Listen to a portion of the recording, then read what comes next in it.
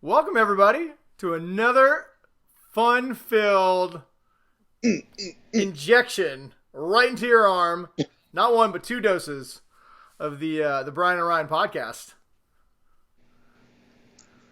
His arm only got sore. That's all I have to say. Actually, can we be called a podcast? I don't think you've actually uploaded our show onto the interwebs in audio form only in I'm trying like to 2 figure years. out, so I have to. I got to set up on a new thing, and I'm not really savvy, so I'm trying to figure out. I have to redirect it to the other thing. So I'm trying to figure out how to do that. So once I get that, then it'll be a podcast and not just a big cast anymore. Oh, you lost me when you started talking. I don't understand anything you said. You know, that's just what happens with. And after 5 or 6, 7 years of doing this with you, I'm very much used to your antics. And Listen, I am your paid. I am real paid. dismissal of everything that I try to bring to the show. I am paid to look beautiful, which I just succeed in every week, and talk a lot, which I also succeed in. So I'm winning. I don't know what you're doing with your life, but I am winning on our podcast, Ryan. I don't know what you're bringing, but it's not what I'm bringing, because what I'm bringing is all this. I bring everything that you lack. So. So you're bringing nothing. You walked into that one. There's a lot that slip between the brine cracks that I have to solder back together. Listen, that was one time I was drunk and I told you that we'd keep that in confidence, Ryan. You son of a. Anyway, whatever. Well, welcome to the Brian and Ryan video show. I don't know. I'm your host, Brian West, the hostess with the absolute mostest. And I am the other host of the Geek Dad Report, Ryan, who does a lot more than Brian tries to not give me any credit for. Wow, you're being real sensitive about this. You need to let this go. I can only get put down so much by you, Brian, that it just starts to hurt the inner part of my soul. Listen, so my soul died years ago. I'm in a much better place. That's where you need to be. Just let your soul die and you'll be happy like me. Nothing can hurt you when you're completely dead inside. I guess I don't really have a soul, so I guess it doesn't matter. So.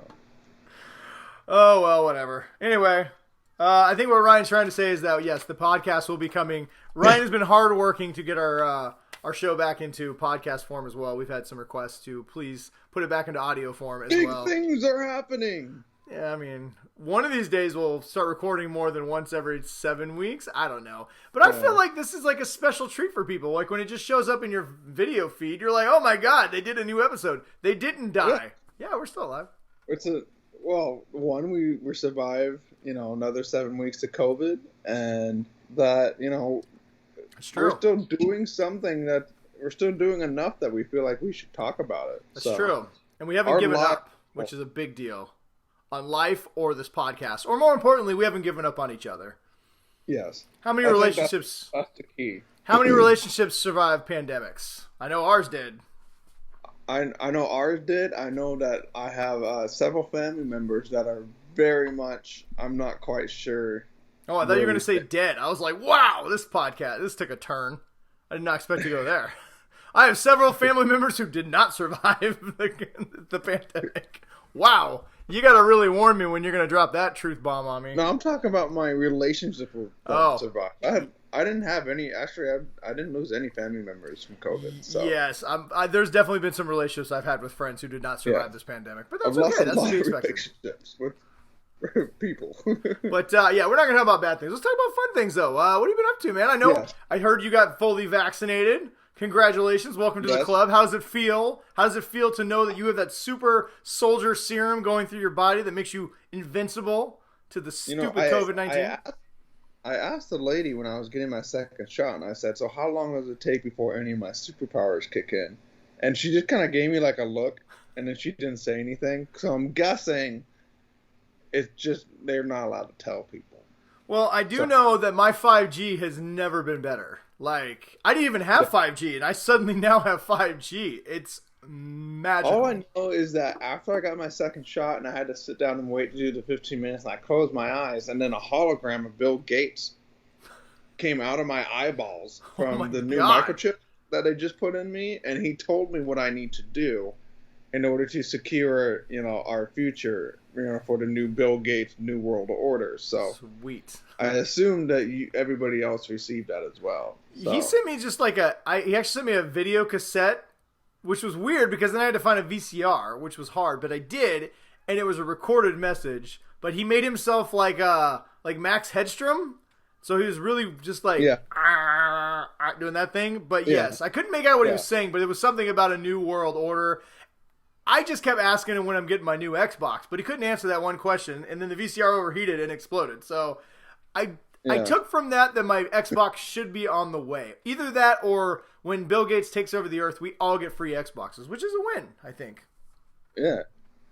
Did you order the new Xbox? I'd like to, except for nobody has one, and the only places that have them are like secondary asshole markets who want to sell them for like $1,500. Hey, all you fucking pirates can kiss my ass. You had one, or you were getting one, but my son's been asking for one. I've been trying to get one. I just lost face. Supposedly there's going to be a restock tomorrow morning, so I'm going to get up in the morning and I'm going to look at all my apps to see if I can find one.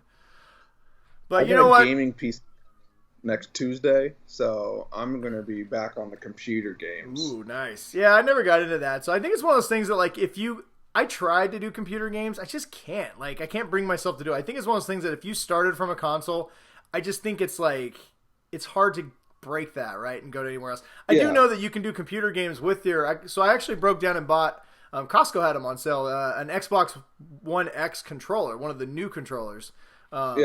It's actually a super nice controller, but apparently you can use that to hook up if you have Windows. You can actually use it to hook up to your computer and play video games on your computer with it, which is kind of cool. But whatever, I'm just going to wait for the new Xbox. I am kind of, the one thing that, the main reason why I wanted to get one super fast is because I wanted to have it ready for when the new Halo drops later this year. But I did find out if you don't have a new Xbox, you can still play that Halo on your Xbox One, and then when you get the new Xbox, all your data will transfer over to the new one. So even if I don't have it yet, I can still play Halo and then still do it. You won't lose your saves and stuff? No, you don't lose your saves. It's, all your Xbox stuff is saved to your profile. Oh, okay. That's cool. I believe. I think that's how it works. But whatever. Either way. Video games. Stupid technology. But anyway, how does it feel to be vaccinated? How's now that are you going out into the world at all? Are you doing anything? Are you taking your mask off when you're around people? The only thing that sucks for me is because of my vision, I can't drive. So I'm still 100% telework. We might be going in one day a week starting in July. But other than that, like, I go to my kid's soccer game. I can, soccer stuff, so I can be unmasked for that. Although my wife kind of gives me a hard time because she's like, well, now everyone's going to think you're a conservative. Dude, that is the biggest problem. You got to still wear your mask. Well, that's not even. So like Costco, we took a trip, but you had to wear a mask. I think we're going to talk about that here in a little bit. But we got back home, Costco and Fred Meyer and QFC and Kroger and stuff said, hey, you don't have to wear a mask if you're not vaccinated. And so we're like, oh, cool. So we walk in and we take our mask off, and it was just kind of weird, honestly, the first few times to just be around people and not be wearing a mask. Yeah. But then I kept getting real judgy. I'm like, okay, there is no way that dude has been vaccinated, and I'm like, there's no way that girl, that Karen over there, she has definitely not been vaccinated. And then I'm like, man, and then I look at my wife and I'm like, man, I think people are gonna think maybe I'm not having been vaccinated. I was like. Yeah, that's the weird thing though, is like it's crazy that it's become so, vaccinations and mask wearing become so politicized that you feel weird not wearing it because you're like, I don't want people to think I'm an asshole who didn't get vaccinated. I don't want everyone to think I'm like that guy that's like, I've been unmasked this whole time and I never get sick. This is just a bad case of the flu. Yeah, I mean, listen, I there's probably somebody who's going to watch this who doesn't want to get vaccinated, and I don't want to be the guy who tells you that there's something wrong with you. I personally think everyone should get vaccinated. I've been vaccinated. Yeah. My children's been vaccinated. My wife's been vaccinated. Like, no side effects. Been vaccinated. If my daughter was 1 year older, she'd be vaccinated right now. Yeah, my oldest has. We're waiting on my youngest. She's only 8, so supposedly that might start rolling out by I think September, by school time. So we'll see. But yeah, I mean, everyone should do it. If you can't do it because you I get it. Maybe you're Like just not the sure. autoimmune people, like we have a friend who has like a really bad autoimmune disease, and she Yeah. can't get vaccinated. Yeah, So I've got it's some like, friends who've got allergies who same thing, right? They're afraid of a reaction if they get it. So I don't think people are wrong if they don't have all the information. They're still concerned. They want to talk to somebody before they do it. When we say assholes, what we mean is people who are like, I ain't getting a vaccine and I ain't wearing a mask. Y'all can kiss my ass. We don't want to be those people. yeah, and they wear a shirt that says like unmasked, unvaccinated, Yeah. unbridled.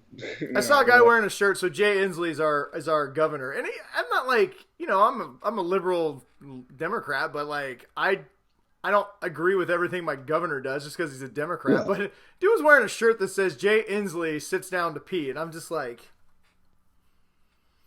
and he definitely wasn't wearing a mask, and I guarantee you, there's no way he was vaccinated. I'm just like, God Almighty, what the fuck.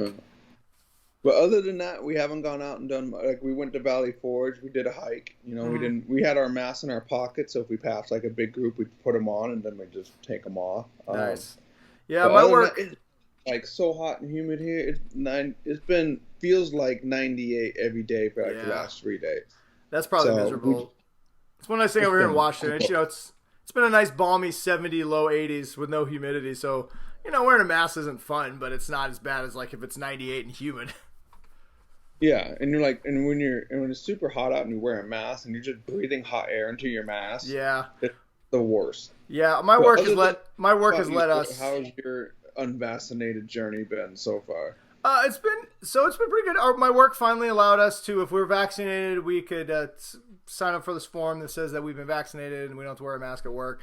But because I'm in the service industry and I go into different businesses, I still have to kind of wear one. But I mean, to your point, my unvaccinated life it's been pretty cool. I mean, we've been, like I said, more and more stores are allowing us not to wear a mask. More and more data is coming out that like if you are vaccinated, you are not going to get sick again. Like you're just not. Like So that's it's been kind of nice to not even have to worry about really getting reinfected. The reinfection rates are so low that you can literally just not wear a mask and feel free about it. So I'm kind of getting back into that. We took our first trip, which was pretty cool. We went to Universal Studios Orlando about a month ago, and that was pretty fun. We had never been there before, so we went and did that. That was a lot. We did it in 2 days. If anybody else is going, I'd recommend probably doing it over 3. We walked. We were at the parks for 21 hours. Walked over 4.5 miles. How did the girls survive that? Like they were troopers, man. I will say this: I was really proud of my wife. So about halfway through day 2, they were both ready to go home at like 1:00. And since we only did 2 days, it was this was our last day, and we hadn't ridden all the rides yet. But my wife looks at him and goes, "Do you know how much money these tickets cost your father?" Because they were just whining, and they look at her and she's like, "He had to work an entire week to be able to pay for these tickets." So not everybody gets to go. So before you two pout and say you want to go home because your feet hurt, you should thank your dad for taking you and man up. And I was like, dang, girl. I was like, yeah, love my wife. But no, the kids got their second win. They did really good for the most part. We did do a lot of walking, and it was hot, man. Like we went in May, so it was supposed to only be in like the high 80s in Orlando. It was almost 100 degrees both days. It's there's that humidity. That humidity gives you that feels like. Well, we lucked out. It wasn't super humid, but it was still just hot. And I'll tell you a couple things. One, Universal Studios, they are lying about their capacities when they were like, "Oh, we only put in 25%." They are full of shit. That place was packed full of people. Like, we went to the Harry Potter, go to Diagon Alley, and there is no room to walk. And there's just lines everywhere for everything. They're not marked. You don't know what they are. There's just lines. What's this line for? Who knows? How's the difference between the California version and the Universal in Orlando version? So here's the thing. So Orlando is a much better park because there's 2 parks. There's just a lot more roller coasters. There's a lot more cool stuff. The Harry Potter stuff. So they have 2 parks in Orlando. They have Diagon Alley that they set up, and then they have Hogsmeade. Now, the Hogsmeade part is identical to what they have in California, with the exception of they have 1 extra ride. So they have Hagrid's motorcycle escape ride, which, in my opinion, is the best ride in the entire park. It is It is super fun. We accidentally cut the line. We didn't know that the line to start was all the way around the side because they were doing this thing where, because of COVID, they didn't want anybody inside. And Hagrid's ride, you had to go inside and wait inside the, because a lot of places in Orlando, because it's hot, they build these things so you're walking through, in air conditioning. Yeah. They got like the little misty things. Yeah, like, well, what they didn't do a very good job of is explain to everybody that all these lines, so what they'd done is they'd moved the lines for the rides from inside the buildings to outside, and they lined them up around walls. And so if nobody said anything to you, you wouldn't really know what some of these these lines are for. And so we'd seen that Hagrid's ride had about a 60, 70-minute wait, and we're like, and that was pretty low. Honestly, I'd seen it as much as 3 hours, so I'm like, all right. I was like, we're going to ride this ride. Let's go. Well, and I'd seen somebody by the entrance kind of turning people away and pointing in different directions. And I was like, all right, I didn't know what that was about. And so they had left. And so I tell the kids, I'm like, hey, you want to take this ride? And they're like, yeah. So we just go in. We just go in. And we walk in, and we're on the ride in about 15 minutes. I'm like, that wait wasn't bad at all. Like, I don't know what they're talking about. That was nice. Dude, it was a great ride. It was it's like I said, I think it's my favorite ride in the entire park. We went to ride it the day 2 because my wife wanted to ride it because she didn't ride it with us the first time. And so we go to go in and somebody's there this time and they stop us like, no, the line's over there. And so we walk. The line was fucking like a mile long. And I look at my wife and I was like, holy shit, we totally cut the line. Dude, nobody saw us. Nobody said anything. We just walked right in and hey. Should have gone yesterday, honey. Sorry. Yeah, you definitely should have. Too long now. So, I mean, well, the first day, she got a little hot and hangry, so she was like, I'm going to get some food. The first day was the hottest because the second day was a little overcast, so it was, even though it was 100, it wasn't like as hot. Yeah. But the first day, she was really tired and hungry, and so she's like, I'm going to get some food. You guys do what you want to. So I was like, all right, fuck it, let's ride some rides. And so, but yeah, she missed out on that one. But yeah, so the 2 parks are, that's the big difference. Is the big difference is the one ride at Hogsmeade, and then the big exception in Orlando is they recreated Diagon Alley, and they do a really good job of it. I mean, they have most of the buildings you see in the movies. Gringotts is really cool. They have a giant, they have the bank, and it looks exactly like it does in the movies. Even when you walk in, the lobby's the same. All the little trolls or goblins are sitting there doing their thing. And they have a dragon that every 15 or 20 minutes it breathes fire off the top. It's pretty cool. Oh, wow. And the ride itself was really good. It's probably my second favorite ride. It's a really cool mix of 4D and like, so it's like Indiana Jones. So it's like, kind of like a theme. You're jerking around and stuff, but it's also, they make you do 3D glasses. So and they set up this whole new Harry Potter scene. So you actually have Voldemort and you have all the characters from the movies, and you're going on this little adventure. You're escaping from Gringotts. It was pretty cool. It was really cool. They did a really good job. So what? How about the like the wand stuff? I didn't. We brought our wands, but we did not do a single thing because I'm telling you, it was so packed. There was like lines to just do that, and it was hard to find them because there were so many people. So like, if anybody wants to go to Universal and you haven't gone before, and you're my friend, just reach out to me. I could spend the entire our show tonight breaking down the best ways to tackle it.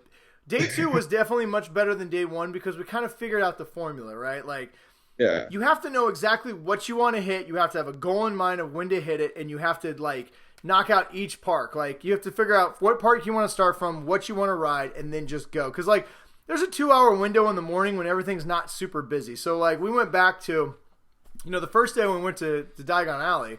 It was insane. It was an insane insanity show. So the second day, we just beelined it there as soon as the gates opened, and for about an hour, it was fairly empty. So I just left our wands at home because they were just, you'd have to carry them, bust them out, and every single ride you couldn't carry anything on you, so you had to put it in a locker. So by day 2, we just came with as little stuff as possible, and we just didn't do any of the magic. But I mean, we were watching some people do it. It's pretty cool. Like, honestly, having done it already at one park, it's not that it lost its magic, but we'd already kind of done it. So it was like, okay, even though they had more stuff to do, you'd already kind of experienced it. So it was already had the feeling of being a wizard. Yeah, that's true. I mean, I just wanted to get out of there because there was a million people. But we did manage to get butterbeer ice cream, which the first day we got there, the line must have been 300 people deep to get butterbeer ice cream. Day 2, I went in. It was 9:30. I'm like, there's no line. I don't care. It's 9:30. We're getting fucking ice cream. 9:30 for ice cream. 9:30 a.m. ice cream. My kids thought I was the best. But I will say this: butterbeer ice cream is amazing. It's fucking amazing. I highly recommend it. Well, especially at 9:30 in the morning. Especially at 9:30 in the morning. In a lot of ways, it basically tastes like butterscotch ice cream, kind of, but it's soft serve, so it's just great. I don't know. It's fucking. I loved it. So, was there anything else that you've been doing since you lost your vaccination? Yes, I will. I will talk about that in a second, but I want to finish a couple more things at Universal I want to talk about first. Sorry. So, we rode most of the rides. Obviously, if you've ever been to Universal, they have a lot of the classics, the E.T., I got a picture with Jaws, the fish, they got all these cool stuff. They happen to have, they have the other big difference between this, okay, so there's 2 other differences. The first one is this: Orlando doesn't have a tram ride. So anybody's ever been to California, you can actually hop on, because it's an actual working studios, you can hop on a tram and they'll take you through where they're filming movies and stuff like that. You get to see where Hill Valley is, where they shot Back to the Future, which we'll talk about that in a second. And they have a bunch of different, so inside the tram, they actually have like a Fast and Furious ride, a King Kong ride, that's all part of this hour-long tram. So because they don't have the tram in Orlando, what they've done is they've taken those parts and they've broken them down into actual rides. So you have the Fast and Furious ride, the King Kong ride. Those are all almost the same thing that you do on the tram. So that's one big difference if anybody's going between the 2 parks. The other thing that's really a big difference is, in California, they only have one Jurassic Park ride. And they have a little cool Jurassic Park area, but it doesn't feel like Jurassic Park. When you go to Orlando, however, you get to walk in. They have the gate, welcome to Jurassic Park. It is a huge area. It actually feels like you're in Jurassic Park. All the huts look like Jurassic Park. Some of the buildings look like Jurassic Park. They have a really cool water ride, Jurassic Park water ride.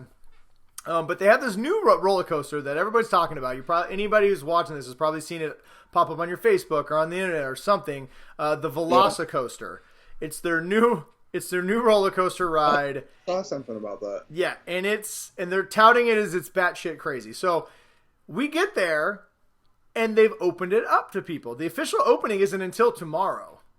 Or the 11th, which is Friday. Like an early opening? Yes, they were doing a soft opening just to get people in it, to talk about it, to kind of work out, the different line kinks and stuff like that.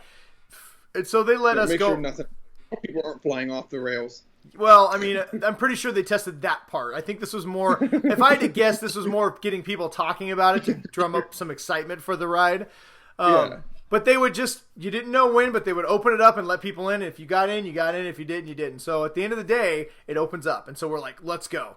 So it's me, my brother-in-law, and both get like a message or something that like... Well, I just kept checking the app. Keep an eye. So you just keep checking the app, and then it would show up that it was open. And so we happened to be around the area, so we're like, fuck it, let's go ride this Jurassic Park roller coaster. And now my 8-year-old and 12-year-old, they've been on almost every roller coaster I've ever been on. We went to Magic Mountain, and literally they rode. My 8-year-old has ridden every roller coaster she is tall enough to get on, and some of them are just crazy. She is absolutely fierce. She loves roller coasters, and so is my 12-year-old. And so she's like, let's do it. Now we get there. Now our first hint that something was wrong was they make you go through metal detectors, and they make you take off everything and stick it into a locker box, like right? A PSA thing. Yeah, like you go through. I mean, change, anything loose, your wallet, your everything. You have to take off if you're wearing flip flops, you got to stick them in there, right? And I'm like, this is weird. Never had this before. Okay, whatever. Yeah. Sunglasses, hat. Wallets, all the stuff we go in there, right? Now, it's really cool when you go through. They actually have some Raptors set up, like the Raptor cages in the movie, and they're animatronic, and they look real. It's really cool. And then they have this whole, 5-minute video of Chris Pratt and Bryce Dallas Howard doing this interlog between each other, and it's super funny. It's basically like, oh, Universal has hired these two to make this Velociraptor ride, and Chris Pratt's like, this is a terrible idea. And she's like, okay, let him know it's safe. He's like, it's not. What are we doing? Yeah, let's get the most dangerous creatures on the planet, put a roller coaster through it. That's a great idea. And it's super cool. And then you're like, okay, so then you get on the ride, and you get up to it, and there are all these people who look shell-shocked getting off this roller coaster. And I'm like... Uh-oh. I'm like... Normally everyone's like thumbs up or like, woo, or that was fun. Yeah, you're like, you're excited. There's a few people who look like they were having fun. There was 90% of the people who regretted all their life choices at that moment, right? Apparently made the news that somebody's like wig flew off. Anyway, that's a different story. But anyway, so we're like, okay, we get on it, and like 3 people in front of us tap out. They're like, no, we can't do this, and they get off the ride. We're like as it's starting, right before it starts. You know, you get on, you buckle in, and then you can get out if you want to. So yeah, like grown men. Like one lady and 2 dudes are like, nope, we're done. We're going to ride this. We're done. We're getting off it. We're like, they were good all the way up until they strapped in, and then they're like, you know what? We had to wait for like an hour, so they had some time to think about this, but whatever. So yeah, I'm sitting next to my 8-year-old, and my oldest is sitting next to my brother-in-law behind us. And I'm like, all right, you guys ready for this? And we're like, cool. And so you start out, you kind of go slow, right? And then they're like, you hear the Raptors banging on the doors, and they're like, okay, release the Raptors. Dude, you go from 0 to 70 in 2.3 seconds. And you don't stop. You go 70 miles an hour the entire ride. And it does loop-de-loops, corkscrews, upside-down flips. It did an upside-down flip that corkscrewed into another upside-down flip. Like, your face feels like it's going to blow off, right? And then they give you one break, and then you come to a screaming halt. And when you come to a screaming halt, you're just like, your face hurts. And you're like, oh, thank God this ride is over. Because it's been like 2 minutes already. It's like a 4-minute roller coaster. And you're like, okay, cool, this is done. I don't think I could do that again. Oh, no. You look around and you realize you're nowhere near the building. And you're like, wait a minute. Then they do it again. 0 to 70 again in 2.3 seconds. And then they do a double loop. And during the loop, you're corkscrewing. So you're corkscrewing around this loop twice, and then it flips you up, and then slams you down, and then upside downs you immediately, right? I've never felt that much G-force in my entire life, dude. I look over, and we're upside down. So at one point, we're upside down, and our head's like dangling. If I had long hair, it'd probably hit the water. I look over, and my 8-year-old's blacked out. The G-force blacked her out. She's just a dangling ball, like, I'm like, oh, shit. Put my head on her. Because she was big enough to get into this. It's a really cool way they do the harness. Is they don't do over the shoulder. You sit in it, and then they have one that kind of comes up to you up and secures you in. So it's a really comfortable way to put you in there. Yeah. I'm kind of hoping all the future roller coasters will do that because a lot of times the ones over the shoulders kind of hurt. Yeah, and you're like, is this really going to keep me safe? But it's just like but they have like these I don't know what you call them, like NASCAR seats, so your head kind of fits in there. So you can't really wiggle around, won't give you whiplash. Problem is my youngest wasn't really strong enough to kind of hold herself in there. So she was kind of ragdolling around. And then when they did the G-force, she was out cold.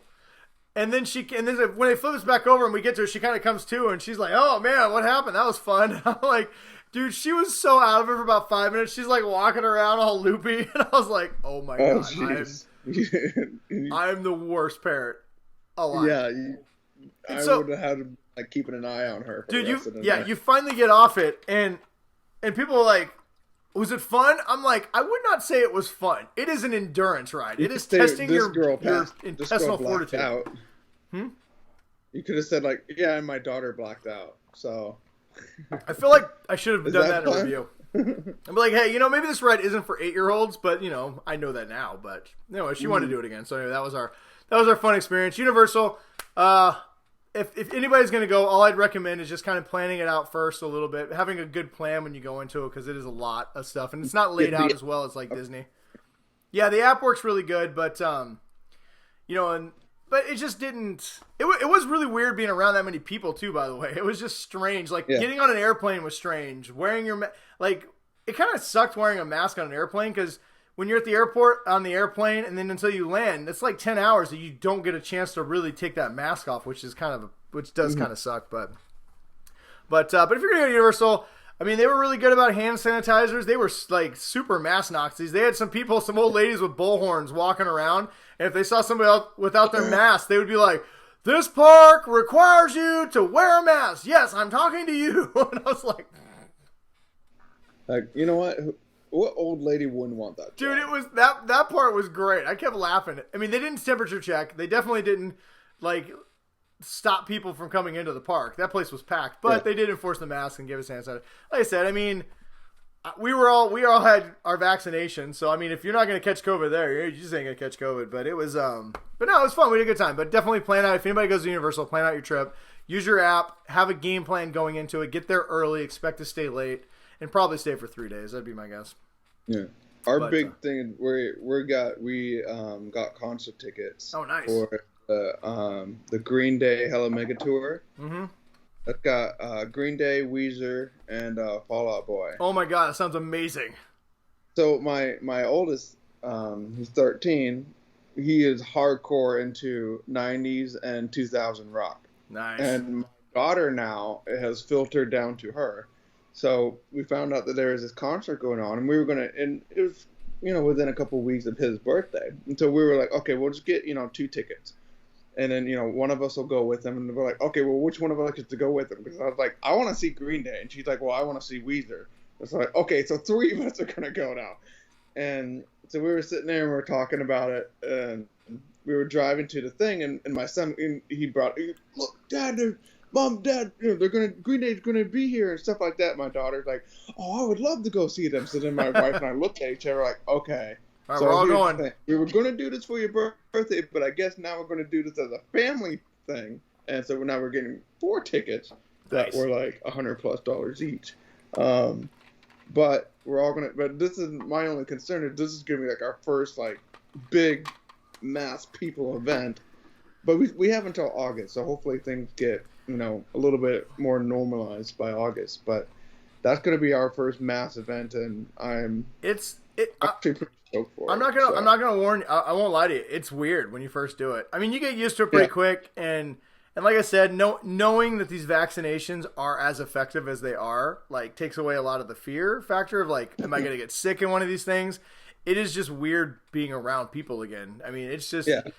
August or not, man, I'm telling you. It's going to be like a whole social conscience thing. That's going to be like for the next year of just like having to like reprogram people's mindsets. Yeah. I will say I can't be out in public.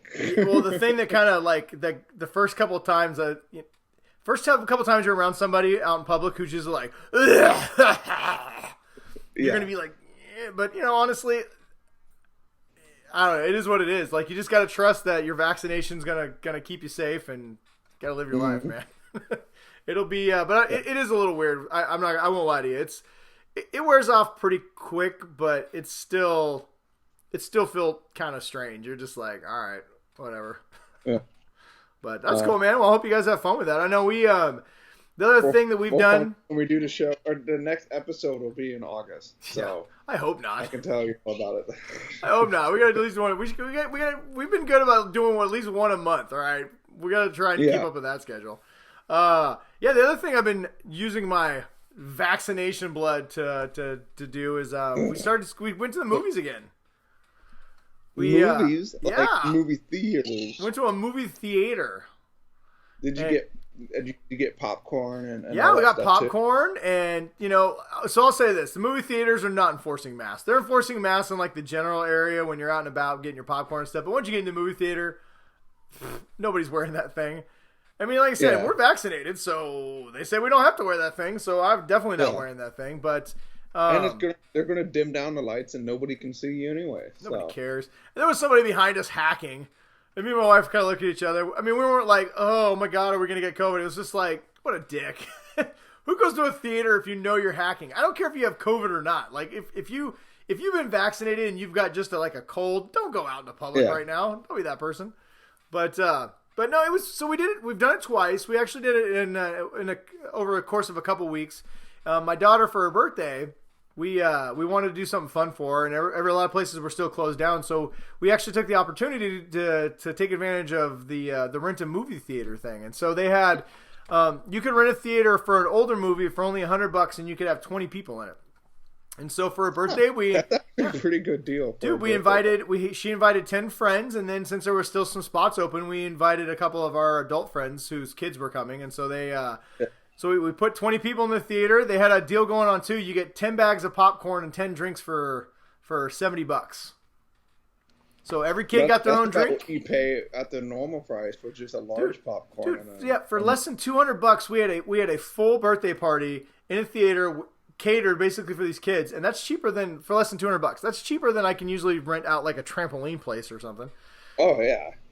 So like we did like our kids we did paintball for my oldest like a year right before the pandemic, and that was like 400 or something like that, dude. And like I said, 20 people. It's a great deal. So a couple things. One, it's $250 if you want a newer movie, but we'd already seen all the newer movies because they've been on like HBO. And so they had a list of older movies, so I let my daughter pick, and she picked Back to the Future, which was great because she's been wanting to see it. I never got to see it in the theaters. And it was a great movie. There was a little bit of reservation to like, is this going to hold up? Will the kids actually enjoy this movie? And I am happy to say that the kids in the beginning were like, what is this? But by the end, when George McFly knocks out Biff, they are literally standing up and cheering at the top of their lungs like, yeah! Also, they were very weirded out by the fact that his mom was trying to like totally make out with him. I forgot how weird that movie is and how kind of date rapey it is at times. We're like, ew. Yes, I forgot.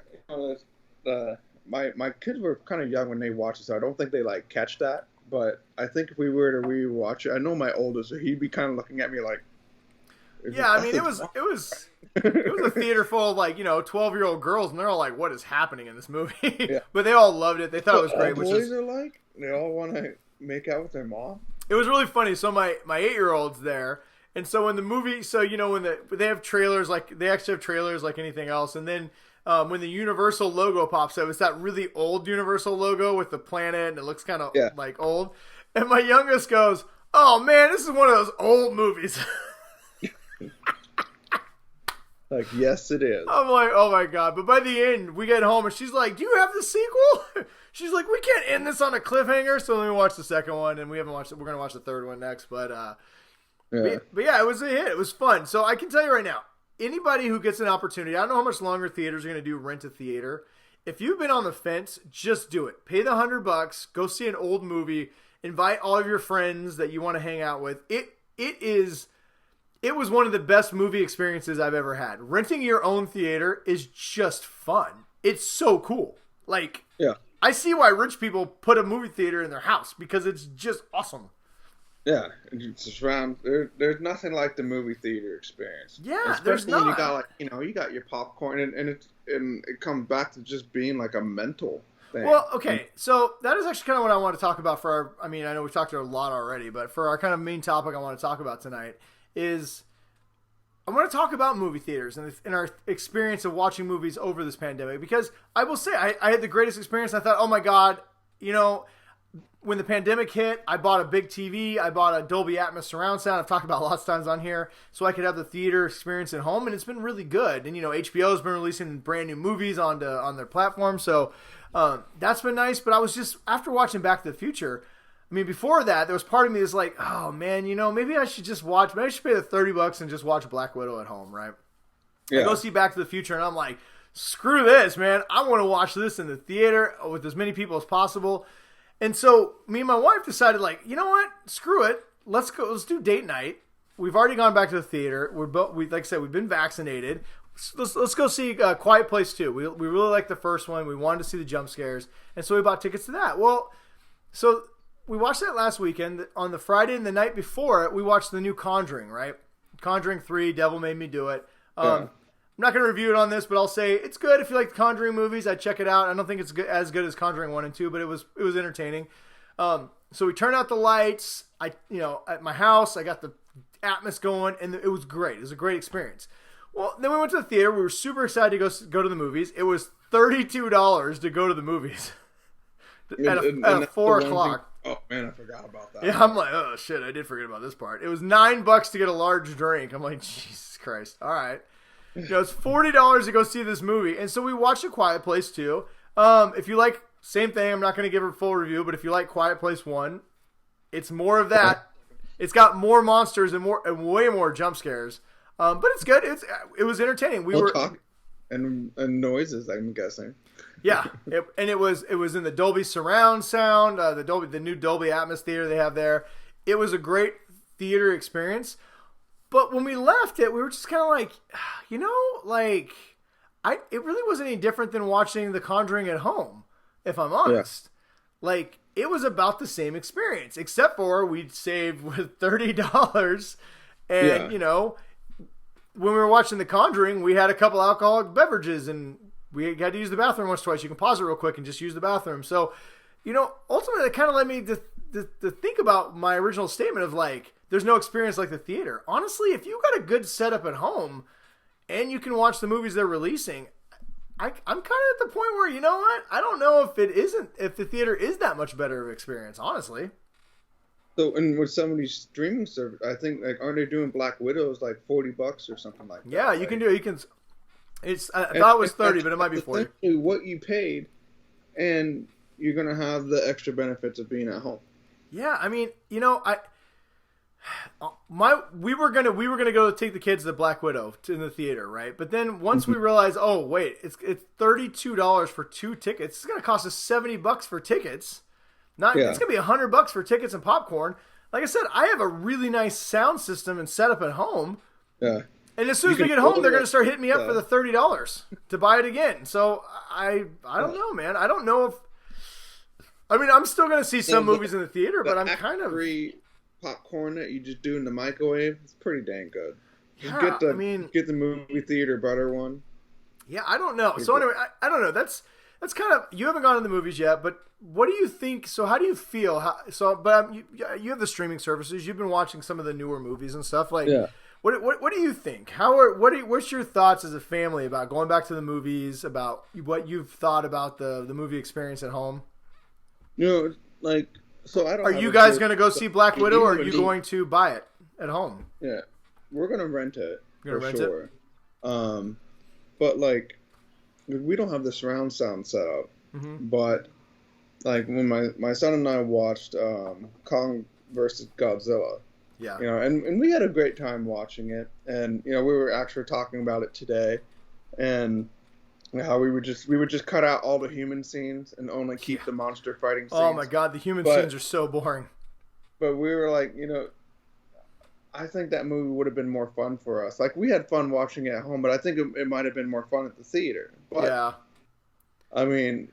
Yeah, and maybe that's really. So if you have the setup that you have, I think that you're probably pretty good. But like for me, like I have a really good brand new TV. Yeah. But I just haven't, put the time and effort into like a surround sound system. Because my family, they wouldn't even know. Like, it would just blow their, because they've only had the TV surround, the TV sound. Yeah, and I think you're right. In surround, like, yeah, I think you might be right on that, because it has made all the difference in the world with this Sonos system that I have. I mean, I know we talked about Godzilla on the last one, but I mean, like I said before, my neighbors could hear us watching Godzilla through the house next door. Yeah. I mean, I literally had a picture.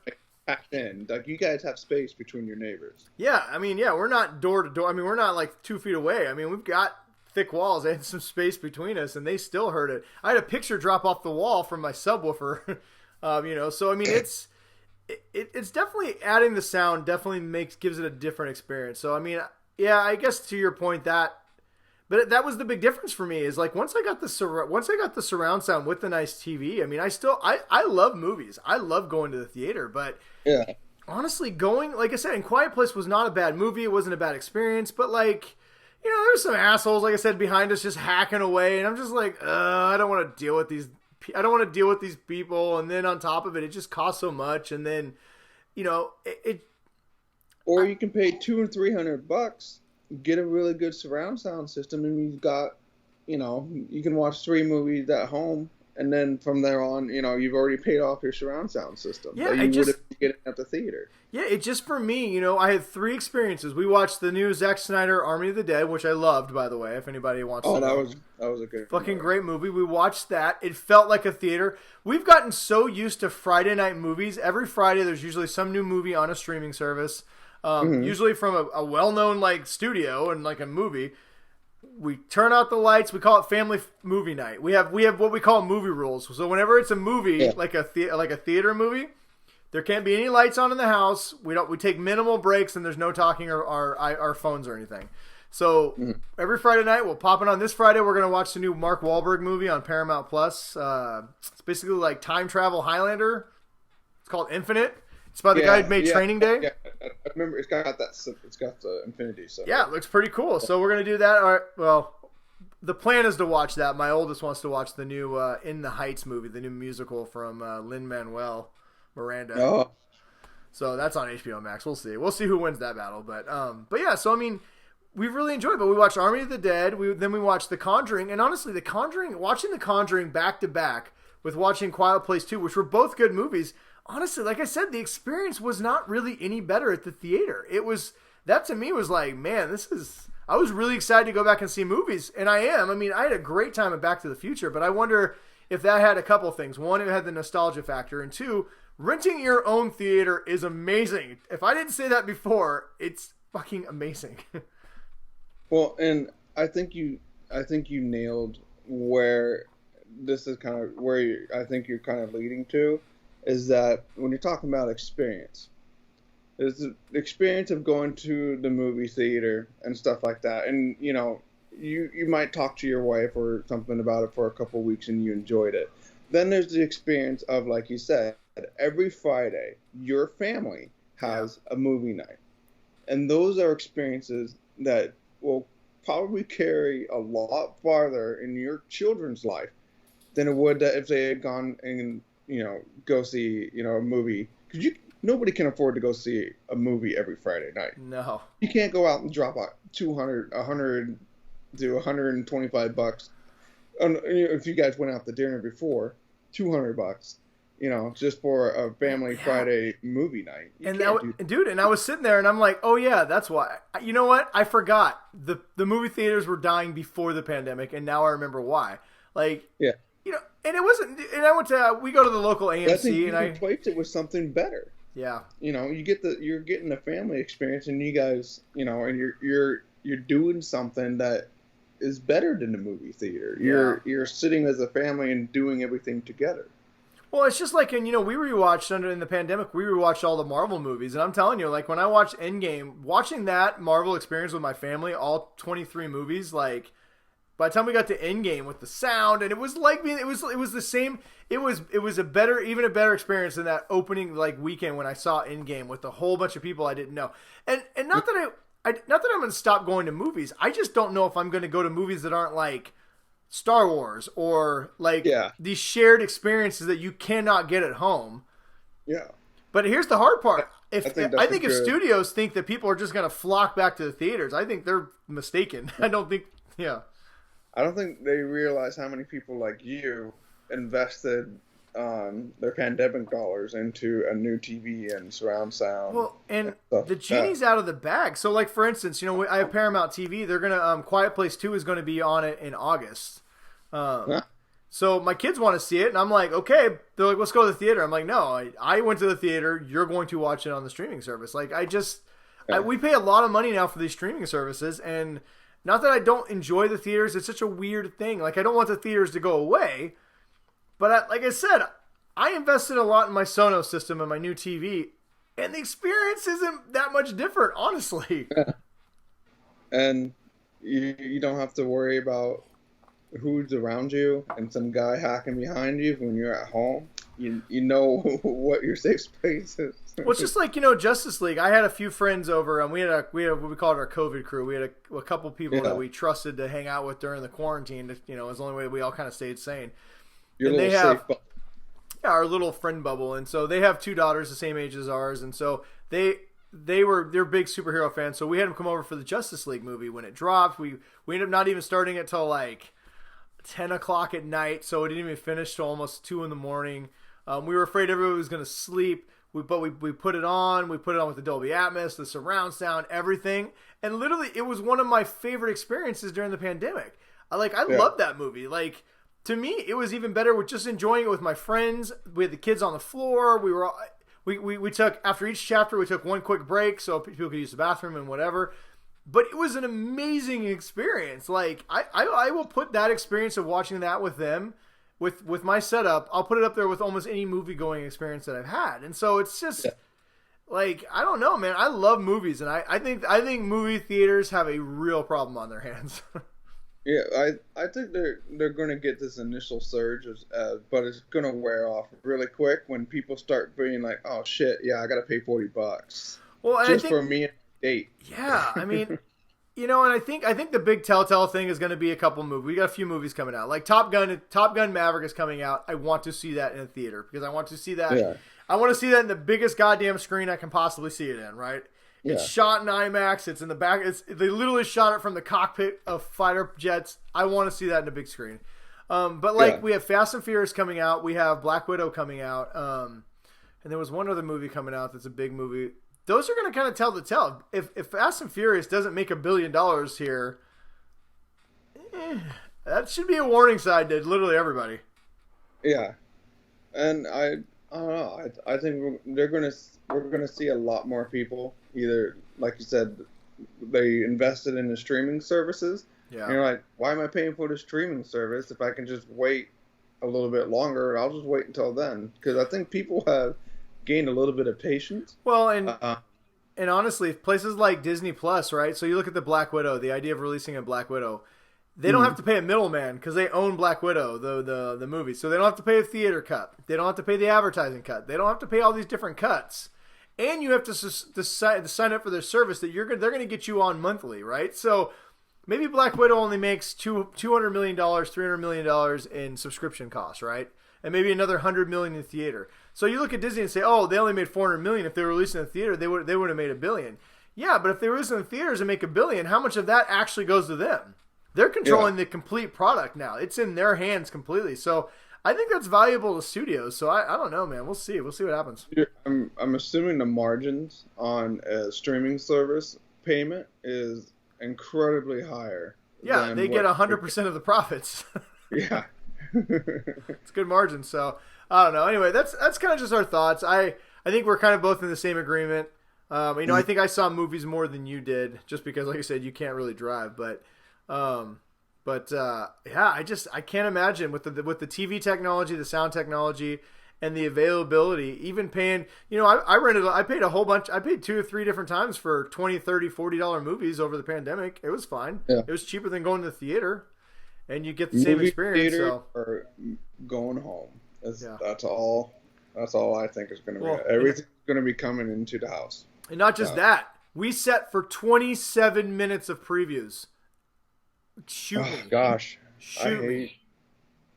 I forgot about how much I hate previews. So what about that too? The half hour to get to the theater and the half hour to get home.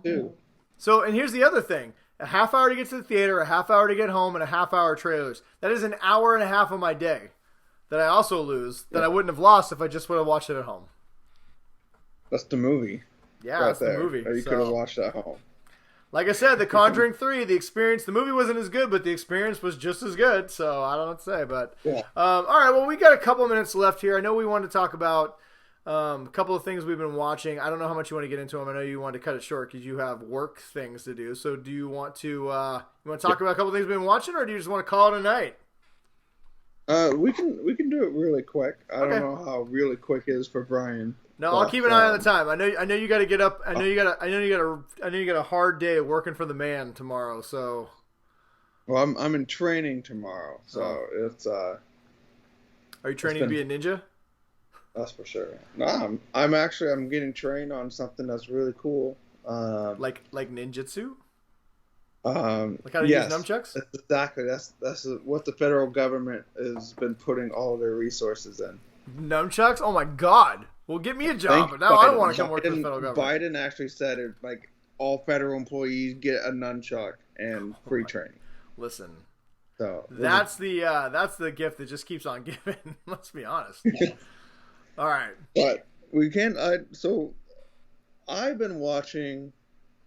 So I've been having a hard time because my wife likes to pick certain shows. Mm-hmm. And then I try not to rock the boat too much because I get to, I have like a couple like super nerdy shows that she just suffers through. So we got through Rebel.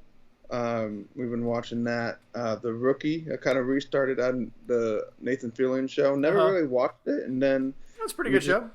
Yeah, and she's been watching it for like the last couple of years. And I've kind of caught like episodes every now and then.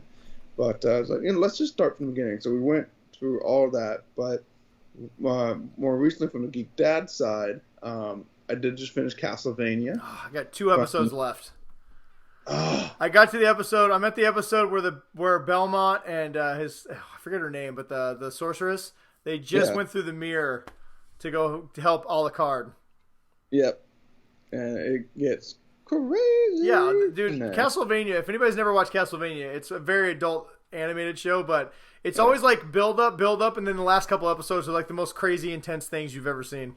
And the episodes go fast. Yeah, and super fast. And you're sitting here, you're like, holy crap! I've watched like almost the entire season. It feels like it's only been an hour.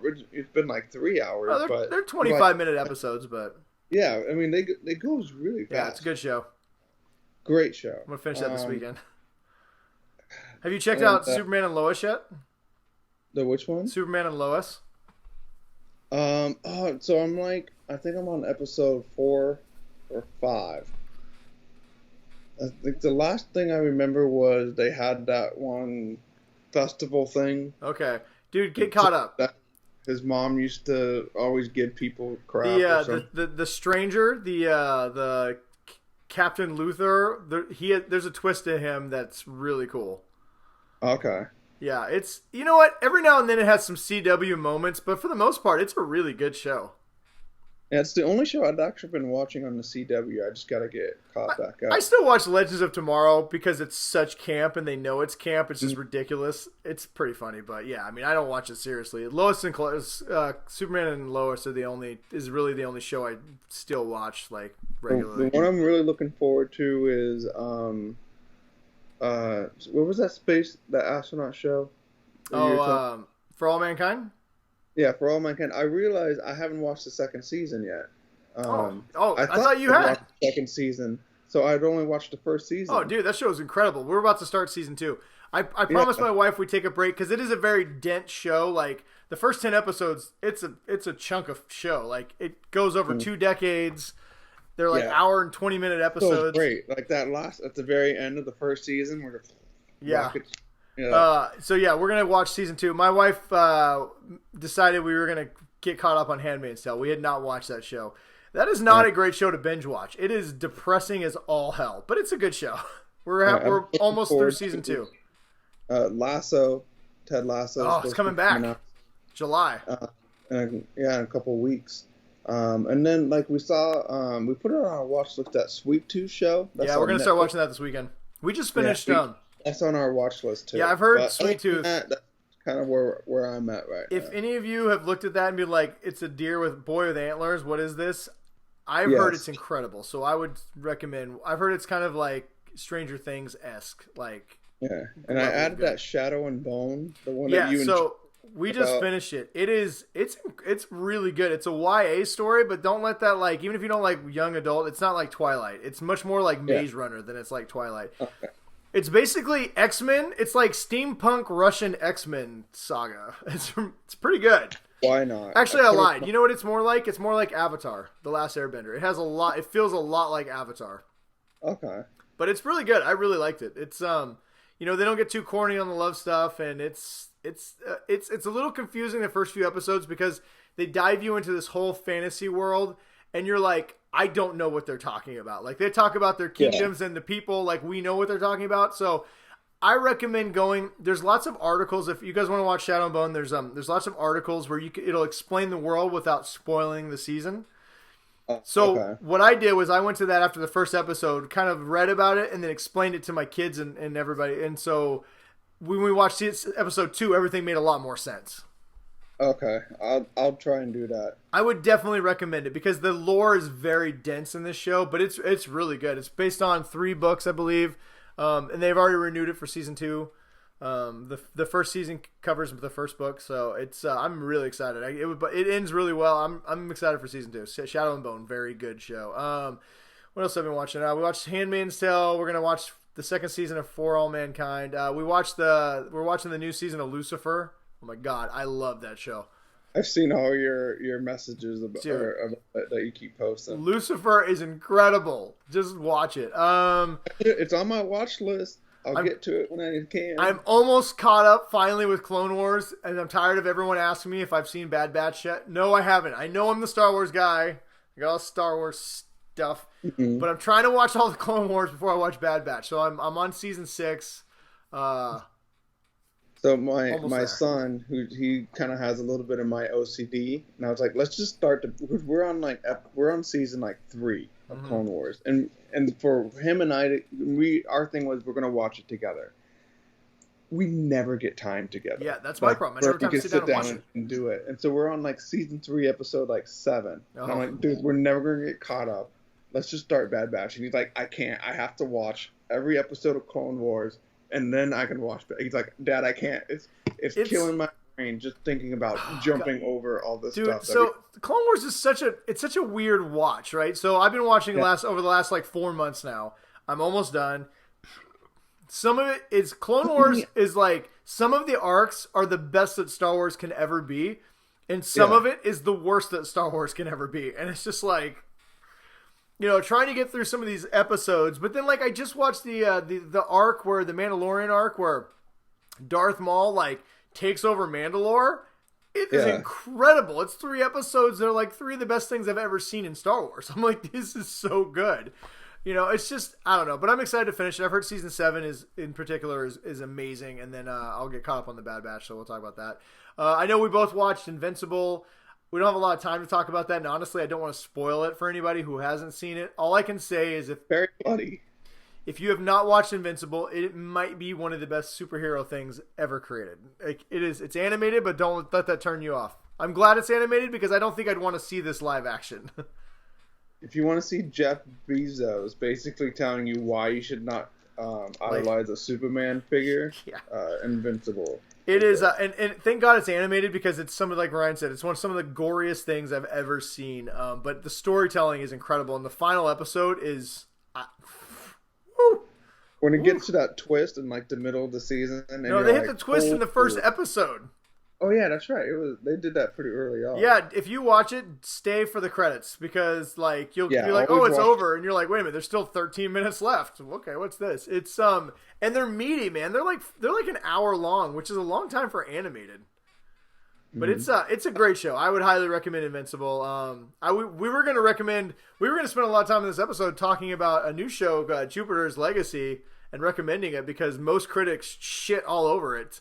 Great show. I don't understand why people were doing that. But we're not because it got canceled because I'm guessing most critics shit all over it. I think the problem is if you watch the first couple episodes, I think a couple problems. One, it came right after Invincible, which I think was bad timing because Invincible was amazing, and then you go right into Jupiter's Legacy, which is a good show, but the costumes look a little campy. Some of the actors I did not like as much, but the story, man, as the story went, like it got really good, and by the end it was incredible, I thought. Yeah, but like you said, after coming off Invincible, I'm like, all right, so Utopian's gonna start murdering people. He's gonna break the code, and he's gonna be like, the problem was Utopian was actually a pretty good person. The problem with this show is it fell somewhere between Justice League and CW, like as far as the quality of the visuals and everything like that. And they did this backstory that apparently is not in the comic books. The whole, like, they explained the entire how everyone got their powers, and they did these multiple timelines. And I think maybe it just didn't click with some people, which is too bad because all I know is, like, the first couple episodes, I was like, I don't know about this, but I just couldn't stop watching it. It took until episode 3 to where it finally, like, the pieces come together where they're trying to build, and then it gets really, but there's only like 8 episodes. Yeah, it's only 8 episodes, and so like, to your point, man. I mean, by the time I hit the 3rd episode, I was like, gotta hit the next one. I literally watched that in 2 days, the whole series. Oh yeah, me too. I thought it was great, and unfortunately, I'd heard about I was listening to this show that explained the comic book twist. That would have been incredible, and I won't ruin it in case anybody wants to read the comic books. But let's just say, like, it is a doozy.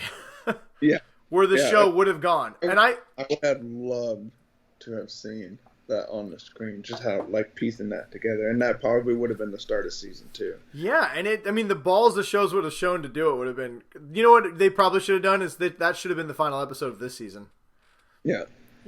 Maybe if there was something like, if you told everybody, listen, I know the first couple episodes are kind of corny, but if you get all the way to the end, it's going to blow your mind. I think it might have generated a little more buzz. and maybe kept the show alive. I don't know. I would still recommend it. I think the season is fairly complete. You can watch the whole 8 episodes and feel satisfied on what you watched. I would still recommend checking it out. It's free on Netflix, so I mean, but and it's a good, like, if you just want like a good different kind of superhero show, it's a good 8 episodes. Yeah, I mean, you're gonna be entertained, but like I said, it doesn't really piece itself together until like episode 3. Yeah, and it's it was definitely a lot of world building. This had the vibe of a show that's like, we're gonna get 7 seasons, so let's get a lot of the world building out of the way in season 1. And I unfortunately, I think Netflix pulled the plug too soon. There's so much stuff they could have. That would have been cool, like this, to see like the daughter. I am 100%. Yeah, that her whole relationship, like at the end, the guy with the stick, that thing was awesome, man. Like, honestly, I'm 100% going to buy the comics now. I'll tell you that, because I'm like, okay, I got to know how this story ends. And apparently they're going to show it on Netflix, so I don't know. We'll see. But they are doing other Mark Millar comics. This is part of that Netflix deal where they bought all his rights. Right, basically like all his original work. Yeah, he brought all the rights to anything that he owned that hadn't already been auctioned off.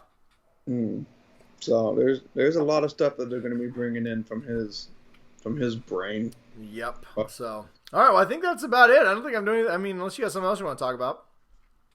No, I got nunchuck training. All right. I gotta get sleepy times. We're going to get out of here so Ryan can get his nunchuck training. I expect a full ninja show on the next episode. So I'm really excited to see that. But in the meantime, doing the uppercut of justice, and then you can come with a nunchuck. The leg sweep of destroying legs. And then you can come with the Biden nunchuck of democracy. Mockery. Of mockery. All right, well, I think that's all the time we got. Thank you for joining us once again. Enjoy the next month before you'll see us again, and get vaccinated, people. You never know. Yeah, maybe it'll be a special episode. But, like I said, it'll be like Christmas morning. Once a month, you get a Christmas morning that is waking up to our beautiful faces. It's a surprise Christmas morning, though, because you never know. Because you never know. It's like Christmas if you didn't know what day Christmas fell on. Anyway. That would be kind of cool, though. Like, just to wake up one day and you're like, oh, man. Like, holy shit, it's Christmas! Yeah! Well, that is the experience that our viewers get to view every single month. So, hey, look at that. Experience every month. All right. Well, you got anything else? No, other than if you're not already vaccinated, get vaccinated. And go enjoy your life. And if you are fully vaccinated, just take off your mask and run through the streets and... Yeah, vaccinated life is the good life. So get vaccinated, watch our show, recommend us to your friends, watch everything that we told you to watch, and let us know if you're going back to the movies, because we'd honestly like to know. Yes. And we're always looking for everyone to talk to us on our Twitter or our Facebook. You can always find us there. And nobody really talks to us on Twitter, but Facebook, we got Jeff, and I don't think we need anybody else. No. So Jeff's the best. And so is Christine. She's amazing. And She's David, good. We got a few people. All right, let's not single out anybody because we have the faithful 7, and they are the best 7 people in the entire world. But anyway, maybe we'll bring one of them in. That's true. Anyway, thanks for watching, everybody. Until next time, stay motherfucking awesome and stay nerdy, everybody. Later.